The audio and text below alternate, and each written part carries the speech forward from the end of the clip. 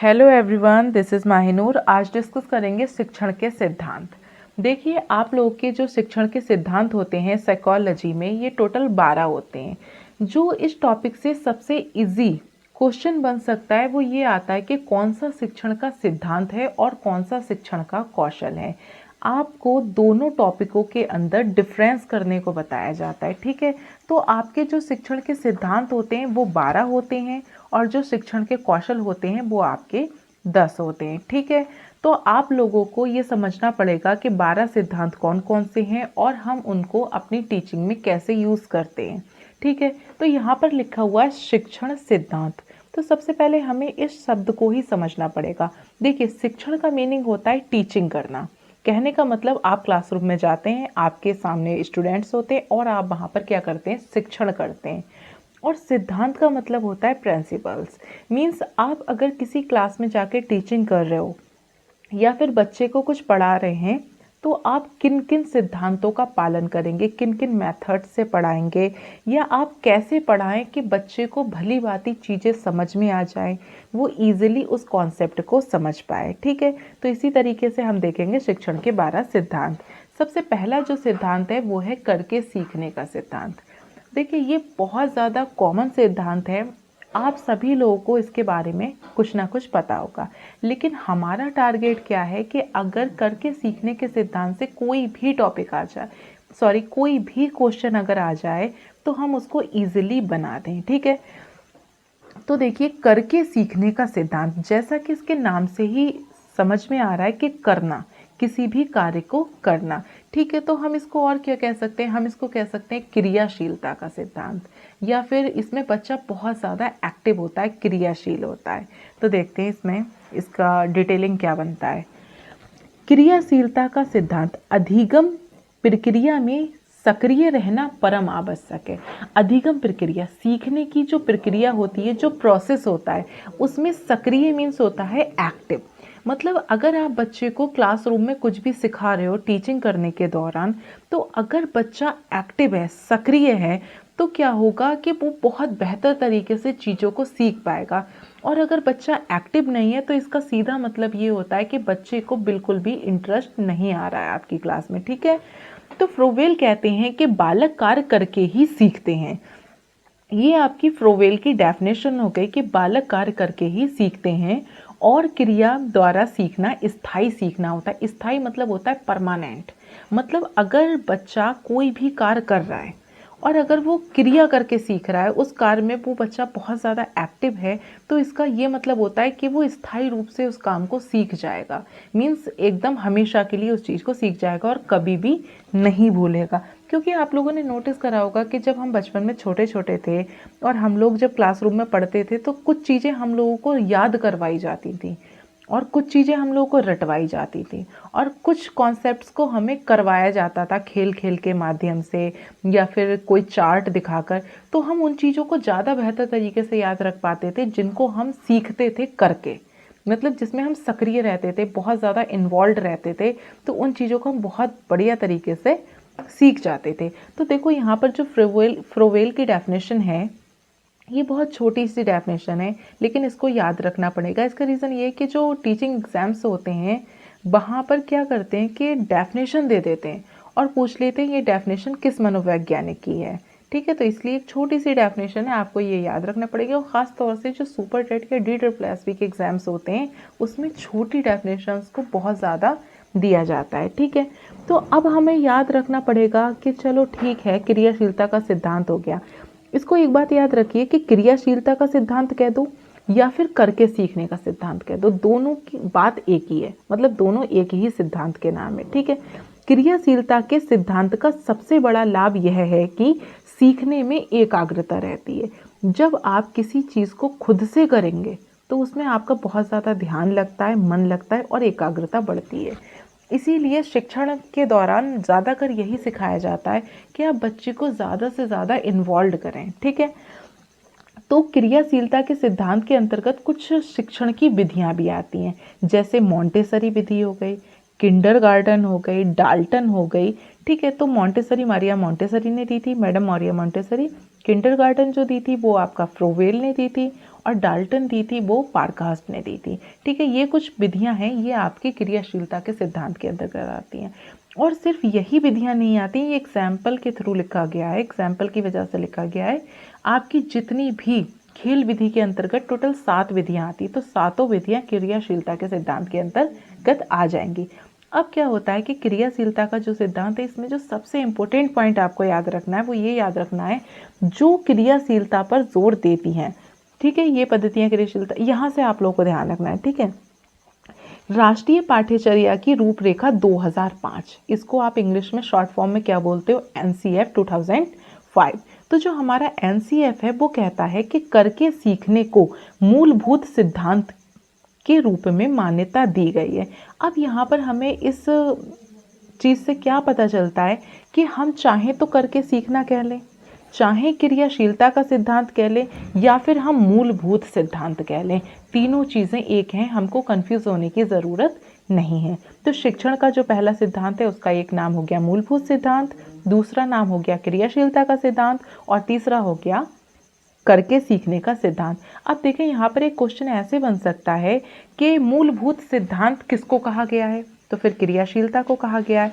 या फिर इस तरह से भी आ सकता है कि NCF 2005 में क्रियाशीलता के सिद्धांत को क्या कहा गया है। तो आप लोगों को बताना है कि NCF 2005 में क्रियाशीलता के सिद्धांत को मूलभूत सिद्धांत की संज्ञा दी गई है। ठीक है, आई होप आपको ये क्लियर हो गया होगा। नेक्स्ट है हमारा प्रेरणा का सिद्धांत। प्रेरणा, जैसे कि आप नाम से ही समझ सकते हैं, इसमें बच्चा बहुत ज़्यादा प्रेरित होता है, मोटिवेट रहता है। क्लियर, देखो, आप बच्चे को खींच के क्लासरूम में ला सकते हो, आप उसको बिठाल सकते हो, आप उसको चीज़ों को जबरिया याद करवा सकते हो, लेकिन अगर आप चाहते हैं एज ए टीचर कि बच्चा इस चीज़ को सीख जाए, ठीक है, शिक्षण यही तो है ना कि बच्चा उस चीज़ को सीख जाए और अपनी लाइफ में उसको यूज़ कर पाए। ठीक है, तो आपने क्या करना है कि बच्चे के अंदर प्रेरणा को डेवलप कर देना। प्रेरणा एक ऐसी चीज़ है कि बच्चे को ऑटोमेटिक सीखने के लिए मजबूर करती है। जैसे आप लोगों ने एक कहावत सुनी होगी कि एक घोड़े को हम खींचकर तालाब के पास तो ला सकते हैं, लेकिन कभी भी उसको पानी पीने के लिए मजबूर नहीं कर सकते। क्यों नहीं कर सकते? क्योंकि उसको प्यास नहीं लगी, उसके अंदर प्यास की प्रेरणा नहीं है, तो फिर आप उसको मजबूर नहीं कर सकते। यही चीज़ बच्चे पे अप्लाई होती है। चूँकि इस समय हम चाइल्ड सेंटर्ड एजुकेशन में रह रहे हैं, मीन्स बाल केंद्रित शिक्षा, तो वहाँ पर प्रेरणा का बहुत ज़्यादा यूज़ होता है।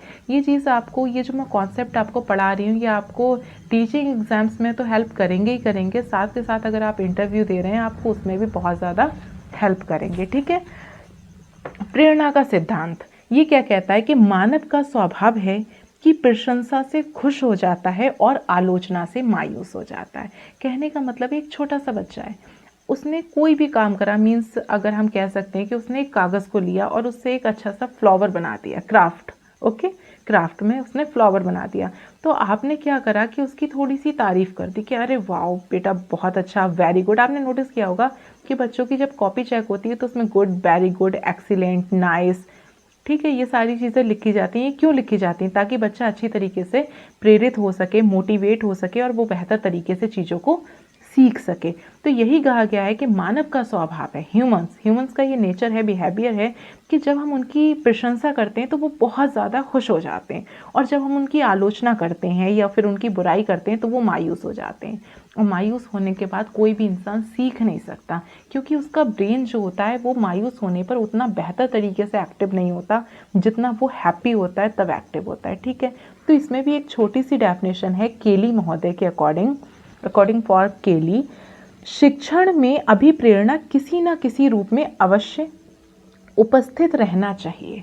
कहने का मतलब ये है कि आप अगर टीचिंग कर रहे हो, शिक्षण कर रहे हो, तो उसमें अभिप्रेरणा कह लीजिए, प्रेरणा कह लीजिए, मोटिवेशन कह लीजिए, किसी ना किसी रूप में, किसी ना किसी फॉर्म में होना ही होना चाहिए। चाहे आप बच्चे के लिए क्लेपिंग करा दीजिए, आप उसकी कॉपी पे गुड, वेरी गुड, एक्सीलेंट लिख दीजिए, या फिर आप शाब्दिक रूप से कोई भी उसकी तारीफ़ कर सकते हैं। ठीक है, उसको कोई भी कॉम्प्लीमेंट दे सकते हैं, ये बहुत ही ज़्यादा मस्ट है। क्लियर? ये केली महोदय, देखिए आपको डेफिनेशन रटनी पड़ेंगी, याद रखनी पड़ेंगी, क्योंकि डेफिनेशन से जब भी क्वेश्चन बनेगा तो डेफिनेशन दे देंगे, पूछ लेंगे ये किसकी है। और सुपर टैट हो गया, DSSB हो गया, KBS हो गया, या फिर बिहार शिक्षक भर्ती हो गई। इन सब में जब भी कोई क्वेश्चन अगर डेफिनेशन से बनेगा तो वो याद रखें डेफिनेशन बहुत ज़्यादा छोटी होगी। क्लियर? तो प्रेरणा के दो तरीके होते हैं। अगर आप किसी भी बच्चे को प्रेरित करोगे तो आप दो तरीके से कर सकते हैं। एक आप शाब्दिक रूप से कर सकते हैं और एक आप अशाब्दिक रूप से कर सकते हैं। शाब्दिक का मतलब होता है शब्दों के माध्यम से। जैसे आपने किसी बच्चे से कह दिया गुड, बेटा गुड, वेरी गुड, अच्छा, बहुत बढ़िया, उत्तम, ऐसे ही बढ़िया काम करते रहो। तो इससे क्या होता है, ये आपने शब्दों का प्रयोग करा, शब्दों के माध्यम से आपने बच्चे को प्रेरित करा। दूसरा होता है अशाब्दिक। देखिए अशाब्दिक में आपकी दो चीज़ें आ जाती हैं। अशाब्दिक जब आप यूज़ करते हो तो एक तो आप बच्चे को पॉजिटिव वे में यूज़ कर रहे होते हो और एक आप बच्चे को निगेटिव वे में यूज़ कर रहे होते हैं। पॉजिटिव वे में आप बच्चे को दंड दे सकते हैं और पुरस्कार दे सकते हैं। देखें दंड का प्रावधान आज की शिक्षा नीति में नहीं है, लेकिन ये बहुत पुराना कॉन्सेप्ट है, स्किनर का कॉन्सेप्ट है, इसलिए हमको इस चीज़ को पढ़ना पड़ेगा। अगर आप कोई भी केंद्र सरकार की वैकेंसी में अप्लाई करते हैं तो आपको दंड को एक निगेटिव फॉर्म में लेना पड़ेगा।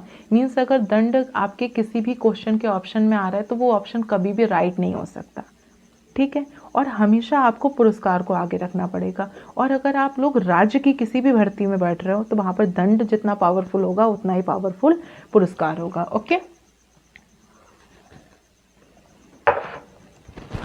तो देख लेते हैं दंड और पुरस्कार। तो ये आपका ऐसे देखिए, आपका पुरस्कार और दंड ये धनात्मक होता है और फिर ऋणात्मक होता है। जब आप किसी को धनात्मक मीन्स आपने ये साइन देखा हो, धन माने होता है प्लस, जोड़ना, ठीक है, पॉजिटिव वे में लिया जाता है। और ऋणात्मक को साइकोलॉजी में निगेटिव वे में लिया जाता है। जब आप किसी को धनात्मक प्रेरणा दे रहे होते हैं तब आप पुरस्कार दे रहे होते हैं। पुरस्कार में कोई मेडल दिया जा सकता है, कोई ट्रॉफी दी जा सकती है, कोई गिफ्ट दिया जा सकता है। लेकिन याद रहे गिफ्ट कभी भी कॉस्टली नहीं होना चाहिए। मतलब गिफ्ट इतना मूल्यवान नहीं होना चाहिए कि बच्चा फिर सीखने के लिए काम को ना करे बल्कि वो गिफ्ट के लिए करे।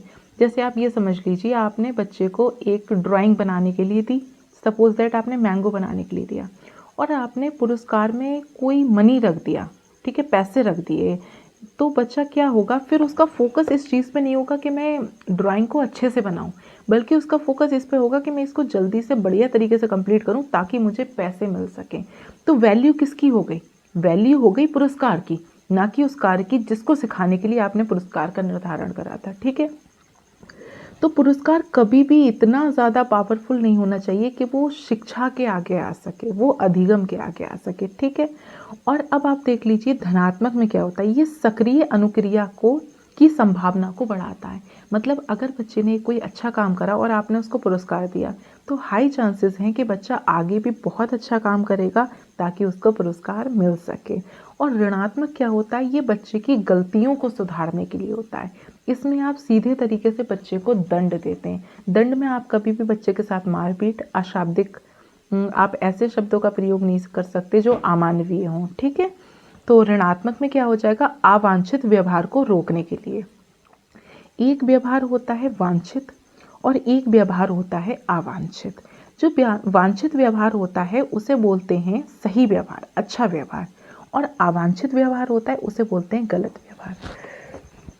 तो जो बच्चे को पुरस्कार दिया जाता है वो वांछित व्यवहार को बढ़ाने के लिए दिया जाता है, और जो बच्चे को दंड दिया जाता है वो बच्चे को अवांछित व्यवहार को घटाने के लिए दिया जाता है। ये चीज़ आप लोगों को समझनी पड़ेगी।